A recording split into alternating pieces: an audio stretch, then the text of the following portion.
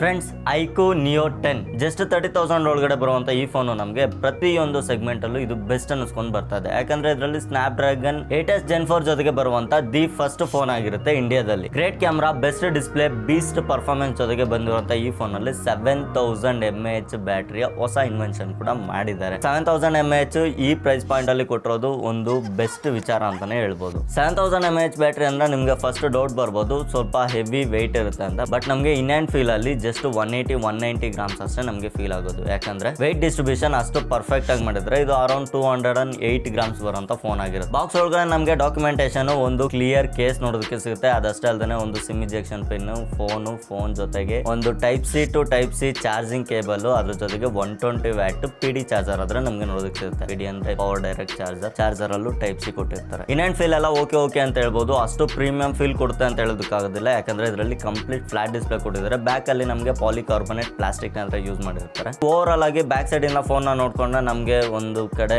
IQ 13, IQ 12 ತರಾನೇ look ಆದ್ರೆ ನೋಡೋದಕ್ಕೆ ಸಿಗುತ್ತೆ. ಮತ್ತೆ ಪೋರ್ಟ್ಸ್ ಅಂಡ್ ಬಟನ್ಸ್ ಬಗ್ಗೆ ನೋಡೋದಾದ್ರೆ ಕೆಳಗಡೆ ನಮಗೆ ಸ್ಪೀಕರ್ ಗ್ರಿಲ್ ನೋಡೋದಕ್ಕೆ ಸಿಗುತ್ತೆ, ಒಂದು ಟೈಪ್ ಸಿ ಚಾರ್ಜಿಂಗ್ ಪೋರ್ಟ್ ನೋಡೋದಕ್ಕೆ ಸಿಗುತ್ತೆ. ಅದ್ರ ಪಕ್ಕದಲ್ಲಿ ನಮಗೆ ಒಂದು ಮೈಕ್ರೋಫೋನ್ ಹೋಲ್ ಇದೆ. ಅದ್ರ ಪಕ್ಕದಲ್ಲಿ ಸಿಮ್ ಟ್ರೇ ನೋಡೋದಕ್ಕೆ ಸಿಗುತ್ತೆ. ಲೆಫ್ಟ್ ಸೈಡ್ ಕಂಪ್ಲೀಟ್ ಪ್ಲೇನ್ ಇದೆ. ಟಾಪ್ ಸೈಡ್ ನೋಡ್ಕೊಂಡ್ರೆ ನಮಗೆ ಸ್ಪೀಕರ್ ಗ್ರಿಲ್ ಮತ್ತೆ ನಾಯ್ಸ್ ಕ್ಯಾನ್ಸಲೇಷನ್ ಮೈಕ್ ಇದೆ. ರೈಟ್ ಸೈಡ್ ಅಲ್ಲಿ ವಾಲ್ಯೂಮ್ ರಾಕರ್ಸ್ ಇದೆ. ಪವರ್ ಬಟನ್ ನ ಪ್ಲೇಸ್ಮೆಂಟ್ ಆಲ್ಮೋಸ್ಟ್ ಓಕೆ ಅನ್ಬೋದು, ಅವ್ರವ್ರ ಕೈ ಮೇಲೆ ಡಿಪೆಂಡ್ ಆಗುತ್ತೆ. ಮತ್ತೆ ಟಾಪ್ ಅಲ್ಲಿ IR ಬ್ಲಾಸ್ಟರ್ ಕೊಡಬೇಕಾಗಿತ್ತು. ಈ ಸರಿ IR ಬ್ಲಾಸ್ಟರ್ ನ ಕ್ಯಾಮ್ರಾ ಮಾಡ್ಯೂಲ್ ನ ಟಾಪ್ ರೈಟ್ ಕಾರ್ನರ್ ಅಲ್ಲಿ ಕೊಟ್ಟಿದ್ದಾರೆ. ಸಿಮ್ ಟ್ರೇ ನೋಡ್ಕೊಂಡ್ರೆ ಡ್ಯೂಯಲ್ ನ್ಯಾನೋ ಸಿಮ್ ಸಪೋರ್ಟ್ ನೋಡೋದಕ್ಕೆ ಸಿಗುತ್ತೆ. ಈ ಸಿಮ್ ಕೊಟ್ಟಿದ್ರೆ ಚೆನ್ನಾಗಿರ್ತಿತ್ತು ಅನ್ಸುತ್ತೆ. ಯಾಕಂದ್ರೆ 30,000 ಕ್ರಾಸ್ ಆಗ್ತಾ ಇದೆ ಗುರು ಫೋನ್ ಪ್ರೈಸ್. ಮತ್ತೆ ಡಿಸ್ಪ್ಲೇ ವಿಚಾರಕ್ಕೆ ನೋಡ್ಕೊಂಡ್ರೆ ಬೆಜಲ್ಸ್ ಮಾತ್ರ ಒಂದು ಯೂನಿಫಾರ್ಮ್ ಆಗಿ ನೀಟ್ ಆಗಿ ಕೊಟ್ಟಿದ್ದಾರೆ ಅಂತ ಹೇಳ್ಬೋದು. ಚಿನ್ನು ಒಂದ್ ಸ್ವಲ್ಪ ದೊಡ್ಡದಾಗಿದೆ, ಬಟ್ ಆದ್ರೆ ಅದು ಕೂಡ ಡೀಸೆಂಟ್ ಆಗಿ ನೋಡೋದಕ್ಕೆ ಸಿಗುತ್ತೆ. ಇದರಲ್ಲಿ 6.78 ಇಂಚಸ್ ನ 1.5K ರೆಸೊಲ್ಯೂಷನ್ ಹೊಂದಿರುವಂತ ಅಪ್ ಟು 144 ಹರ್ಟ್ಸ್ ವರೆಗೂ ರೀಚ್ ಆಗುವಂತ ಒಂದು ಬೆಸ್ಟ್ ಅಮೋಲೆಡ್ ಡಿಸ್ಪ್ಲೇ ನಾದ್ರೆ ಕೊಟ್ಟಿದ್ದಾರೆ. ಅದಷ್ಟೇ ಅಲ್ಲದೆ ಇದು 5500 ನಿಟ್ಸ್ ಪೀಕ್ HDR ಅಲ್ಲಿ ಬ್ರೈಟ್ನೆಸ್ ನಾದ್ರೆ ಅಚೀವ್ ಮಾಡುತ್ತೆ. 2000 ನಿಟ್ಸ್ HBM ಬ್ರೈಟ್ನೆಸ್ ಕೂಡ ಕೊಟ್ಟಿರೋದು ನಮಗೆ ಏನಾದ್ರು OTT ಪ್ಲಾಟ್ಫಾರ್ಮ್ ಅಲ್ಲಿ ಏನಾದ್ರು HDR ಕಂಟೆಂಟ್ಸ್ ಅಥವಾ SDR ಕಂಟೆಂಟ್ಸ್ ನೋಡ್ಬೇಕಾದ್ರೆ ತುಂಬಾ ಹೆಲ್ಪ್ ಆಗುತ್ತೆ. ಅದಷ್ಟೇ ಅಲ್ಲದೆ ಇದರಲ್ಲಿ 4320 ಹರ್ಟ್ಸ್ ವರೆಗೂ ಡಿಮ್ಮಿಂಗ್ ನಾದ್ರೆ ಕೊಟ್ಟಿದ್ದಾರೆ. ಡಿಮ್ಮಿಂಗ್ ಇಂದ ಏನಾಗುತ್ತೆ ಅಂದ್ರೆ ನಾವು ನೈಟ್ ಟೈಮ್ ಅಲ್ಲಿ ಏನಾದ್ರು ಫೋನ್ ನ ನೋಡ್ಬೇಕಾದ್ರೆ ಫೋನ್ ಒಳಗಡೆ ಆ ಪಿಕ್ಸೆಲ್ಸ್ ಫ್ಲಿಕರ್ ಆಗ್ತಾ ಇರುತ್ತೆ. ಆ ಫ್ಲಿಕರೇಷನ್ ನಮಗೆ ಮೈಂಡ್ ಸೆನ್ಸ್ ಆಗಿಲ್ಲ ಅಂದ್ರೂ ನಮ್ಮ ಕಣ್ಣಿಗೆ 100% ಸೆನ್ಸ್ ಆಗ್ತಿರುತ್ತೆ. ಅದರಿಂದ ಕಣ್ಣಿನ ಇಶ್ಯೂಸ್ ಬರೋದು ತುಂಬಾ ಕಮ್ಮಿ ಆಗುತ್ತೆ. ಇದರ ಪರ್ಫಾರ್ಮೆನ್ಸ್ ನೋಡ್ಕೊಳ್ಳೋದಾದ್ರೆ ಇದರಲ್ಲಿ snap dragon 8s Gen 4 the latest chip use ಮಾಡೋದ್ರಿಂದ ಇದರಲ್ಲಿ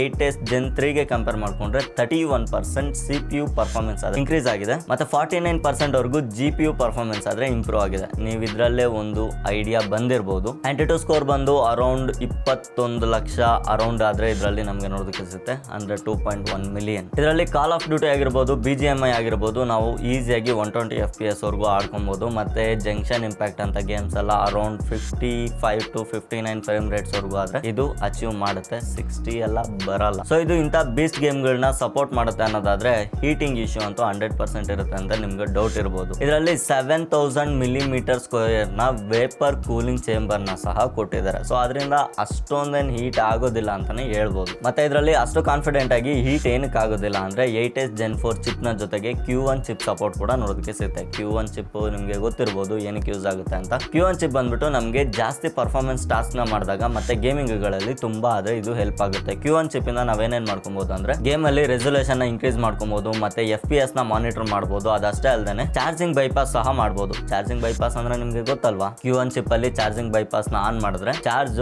ಬ್ಯಾಟ್ರಿಗೆ ಕಮ್ಮಿ ಚಾರ್ಜ್ ಆಗಿ ಪರ್ಫಾರ್ಮೆನ್ಸ್ ಗೋಸ್ಕರ ನೀವು ಹಾಕಿರೋ ಚಾರ್ಜರ್ ಎಲ್ಲ ಬಂದಿರೋ ಪವರ್ ಕಂಪ್ಲೀಟ್ ಮದರ್ ಬೋರ್ಡ್ ಆದ್ರೆ ಕನ್ಸ್ಯೂಮ್ ಮಾಡ್ತಿರುತ್ತೆ. ಆವಾಗ ನಿಮ್ಗೆ ಬ್ಯಾಟ್ರಿ ಹೀಟ್ ಆಗೋದಕ್ಕೆ ಚಾನ್ಸ್ ಇರೋದಿಲ್ಲ. ಯಾಕಂದ್ರೆ ಬ್ಯಾಟ್ರಿ ಚಾರ್ಜಿಂಗ್ ಸರ್ಕ್ಯೂಟ್ ಅಲ್ಲಿ ತುಂಬಾ ಕಮ್ಮಿ ಎಫಿಷಿಯನ್ಸಿಯಲ್ಲಿ ವರ್ಕ್ ಆಗ್ತಿರುತ್ತೆ. ಆವಾಗ ನಿಮ್ಗೆ ಫೋನ್ ಸ್ಲೋ ಚಾರ್ಜಿಂಗ್ ಆಗುತ್ತೆ. ಇದರಲ್ಲಿ ಟೋಟಲ್ 4 ವೇರಿಯಂಟ್ಸ್ ಇದ್ದು ಇದರಲ್ಲಿ ನಮಗೆ ಬೇಸ್ ವೇರಿಯಂಟ್ ಅಲ್ಲಿ LPDDR5X ಕೊಟ್ಟಿದ್ದಾರೆ, ಮತ್ತೆ 3.1 UFS ಕೊಟ್ಟಿದ್ದಾರೆ. ಮತ್ತೆ ಇದರಲ್ಲಿ ನಮಗೆ 8GB 12GB 16GB ರ್ಯಾಮ್ ನೋಡೋದಕ್ಕೆ ಸಿಗುತ್ತೆ. Base variant 8GB 128GB storage ಅಲ್ಲಿ 3.1 UFS ಆದ್ರೆ ಕೊಟ್ಟಿದ್ದಾರೆ, ಸ್ಟೋರೇಜ್ ಟೈಪ್ ಅದು. ಮತ್ತೆ ನೆಕ್ಸ್ಟ್ ವೇರಿಯಂಟ್ ಗಳಲ್ಲಿ ನಮಗೆ UFS 4.1 ಆದ್ರೆ ಕೊಟ್ಟಿದ್ದಾರೆ. 12GB 16GB ರ್ಯಾಮ್ ಅಲ್ಲೂ ಸಹ LPDDR5X ರ್ಯಾಮ್ ಇರುತ್ತೆ. ಸ್ಟೋರೇಜ್ ಟೈಪ್ ಮಾತ್ರ ಚೇಂಜ್ ಇದೆ ಅಷ್ಟೇ. ಏನ್ ಕೊಟ್ಟಿದ್ರೇನು USB-C ಪೋರ್ಟ್ ಮಾತ್ರ 2.1 ಅಲ್ಲೇ ಇದೆ. ಇನ್ನು UFS ಎಷ್ಟು ಕೊಟ್ಟಿದ್ರೇನು ನಾವು ಇದಕ್ಕೆ ಏನಾದ್ರು ಅಪ್ಲೋಡ್ ಡೌನ್ಲೋಡ್ ಮಾಡಬೇಕು, ಅಕಸ್ಮಾತ್ ಪೆಂಡ್ರೈವ್ ಏನಾದ್ರು ಕನೆಕ್ಟ್ ಮಾಡ್ಬೇಕಂದ್ರೆ USB ಸ್ಟೋರೇಜ್ 2 ಅಷ್ಟೇ ಇದ್ರಲ್ಲಿ ನೋಡೋದಕ್ಕೆ ಸಿಗೋದು. ಮತ್ತೆ ಬ್ಯಾಟ್ರಿ ವಿಷಯಕ್ಕೆ ಬಂದ್ರೆ 7000 mAh ಬ್ಯಾಟ್ರಿ ಇರೋದ್ರಿಂದ ಇದು ಚಾರ್ಜಿಂಗ್ ಸಹ ಅಷ್ಟೇ ಚೆನ್ನಾಗಿರೋ ಚಾರ್ಜರ್ ಕೊಟ್ಟಿದ್ದಾರೆ. 120 ವ್ಯಾಟ್ ನ ಫಾಸ್ಟ್ ಚಾರ್ಜಿಂಗ್ ಸಪೋರ್ಟ್ ಅದನ್ನ ನೋಡೋದಕ್ಕೆ ಸಿಗುತ್ತೆ. ಅರೌಂಡ್ ಒಂದು 19 to 20 ಮಿನಿಟ್ಸ್ ಅಲ್ಲಿ ಇದು 50% ಚಾರ್ಜ್ ನ ಅಚೀವ್ ಮಾಡುತ್ತೆ. 36 ಮಿನಿಟ್ಸ್ ಅಲ್ಲಿ ಇದು ಕಂಪ್ಲೀಟ್ 100% ಚಾರ್ಜ್ ಆಗುತ್ತೆ. ಸ್ಕ್ರೀನ್ ಆನ್ ಟೈಮ್ ನೀವು ನೋಡ್ಕೊಬಹುದು 9.5 ಅವರು ನಾವು ಇದರಲ್ಲಿ ಈಸಿಯಾಗಿ ಸ್ಕ್ರೀನ್ ಆನ್ ಟೈಮ್ ಆದ್ರೆ ಯೂಸ್ ಮಾಡ್ಬೋದು. ಅದು ಕಂಟಿನ್ಯೂಸ್ ಸ್ಕ್ರೀನ್ ಆನ್ ಟೈಮ್ ಇದು. ಒಂದು 20 to 21 ಅವರ್ ಸ್ಕ್ರೀನ್ ಆಫ್ ಮಾಡಿ ಫೋನ್ ಅದ್ರ ಪಾಡ್ಗೆ ಅದನ್ನ ಬಿಟ್ಬಿಟ್ರೆ ಒಂದು 12% ಆದ್ರೆ ಚಾರ್ಜಿಂಗ್ ಡೌನ್ ಆಗಿದೆ. ಮತ್ತೆ ಇದರ ಡಿಸ್ಪ್ಲೇ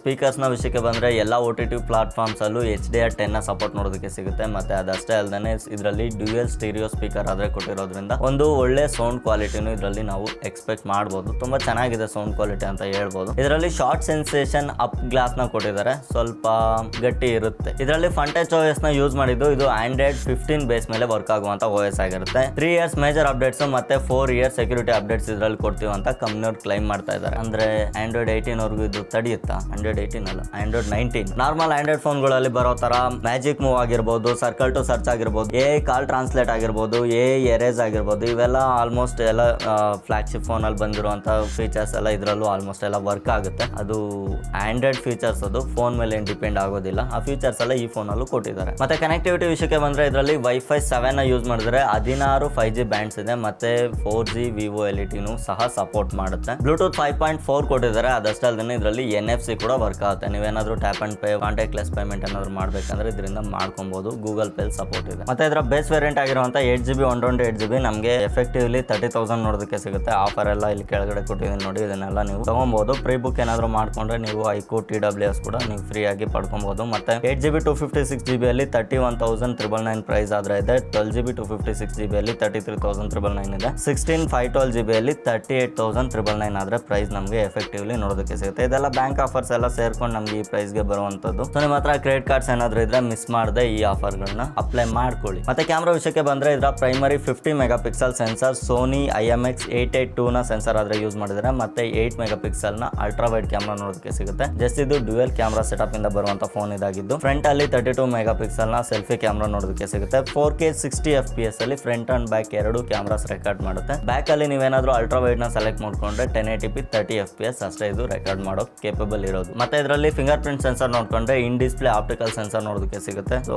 ಚೆನ್ನಾಗಿದೆ. ಇದರಲ್ಲಿ IP65 ರೇಟಿಂಗ್ ನ ಸರ್ಟಿಫಿಕೇಶನ್ ಕೊಟ್ಟಿದ್ದು ನೀವು ಇದನ್ನ ತುಂಬಾ ಕೇರ್ಫುಲ್ ಆಗಿ ಕಾಪಾಡ್ಕೊಳ್ಳಿ. ಫ್ಲಾಶ್ ರೆಸಿಸ್ಟೆನ್ಸ್ ಇದಷ್ಟೇ, ಏನಾದ್ರೂ ನೀರು ಹನಿ ಬಿದ್ರೆ ಏನೂ ಆಗೋದಿಲ್ಲ, ನೀರು ಒಳಗಡೆ ಹೋಗದಿರೋ ತರ ನೋಡ್ಕೊಳ್ಳಿ. ಇದರಲ್ಲಿ ಐಕೋ ಅವ್ರದೇ ಡೈಲರ್ ಕೊಟ್ಟಿರೋದ್ರಿಂದ ನೀವು ಈಸಿಯಾಗಿ ಕಾಲ್ ರೆಕಾರ್ಡ್ಸ್ ಮಾಡ್ಕೊಬಹುದು. ಕಾಲರ್ ಟೋನು ಬರೋದಿಲ್ಲ, ರೆಕಾರ್ಡ್ ಮಾಡಿದಾಗ ಟುನ್ ಅಂತ ಬರುತ್ತಲ್ಲ ಅದು ಬರೋದಿಲ್ಲ. ದಿಸ್ ಕಾಲ್ ಇಸ್ ರೆಕಾರ್ಡೆಡ್ ಅದು ಬರೋದಿಲ್ಲ. ಸೊ ಓವರ್ ಆಲ್ ಆಗಿ ಕಂಪ್ಲೀಟ್ ಈ ಫೋನ್ ಸ್ಪೆಸಿಫಿಕೇಶನ್ ಅಂಡ್ ಅನ್ಬಾಕ್ಸಿಂಗ್ ಕತೆ ಇದಾಗಿತ್ತು. ಈ ಫೋನ್ ನೀವೇನಾದ್ರೂ ಪರ್ಚೇಸ್ ಮಾಡಬೇಕು ಅಂದ್ರೆ ಡಿಸ್ಕ್ರಿಪ್ಷನ್ ಅಲ್ಲಿ ಇದರ ಲಿಂಕ್ ಕೊಟ್ಟಿರ್ತೇನೆ, ನೀವು ಇವಾಗಲೇ ಹೋಗಿ ಅಮೆಝಾನ್ ಇಂದ ಚೆಕ್ ಮಾಡಬಹುದು.